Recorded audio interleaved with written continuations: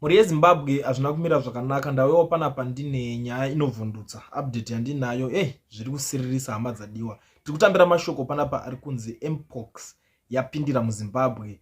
Nyaya yakamira iri kunzi the Ministry of Health and Child Care wishes to inform the nation that Zimbabwe now has 2 confirmed cases of Mpox, one in Harare and another in Mberengwa. Both cases are in isolation at home and are receiving appropriate care. Both cases are stable and recovering. Ndo mashoko atiri kutambira iko zvinezvi. So pamunhu wacho wekutanga akatanga kubatwa nayo mwana mukomana ane 11 years ndo makore ake.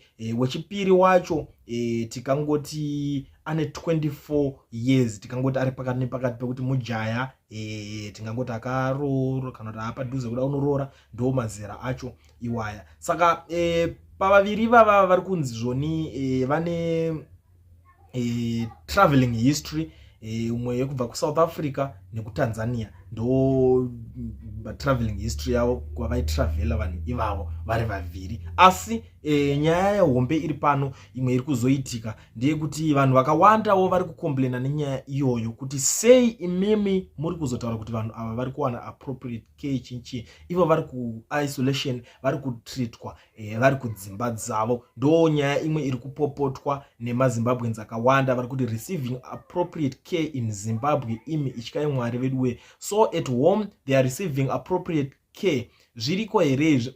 Gore ramunobva pachigaro vanhu imimika aiwa vanhu vachazorora chokwadi nekuti munenge muchinyeba. Mwari kuti when they say 2 confirmed cases just add 2 more zeros. Ndo mamwe mashoko akutaurwa nevamwe kuti ayo munongowedzera because zvinhu zvinenge zvazara. Mwari kuti when the Mpox virus was announced by the World Health Organization, Nick Mangwana, I knew ZANU-PF would be devastated without a doubt. It's a matter of time rather than if. Mumwe ari kuti why at home? This is how things spread. Mamwe mashoko ari kutaurwa kuti sei isolation yavo vanhu ivavo iri kuitirwa kudzimba nekuti zvinhu izvi ndo maspreadere azvinotanga kutozoita. Appropriate care at home in Mberengwa. Niki, why lie? I wish Mpox must attack ZANU-PF gurus chete chete.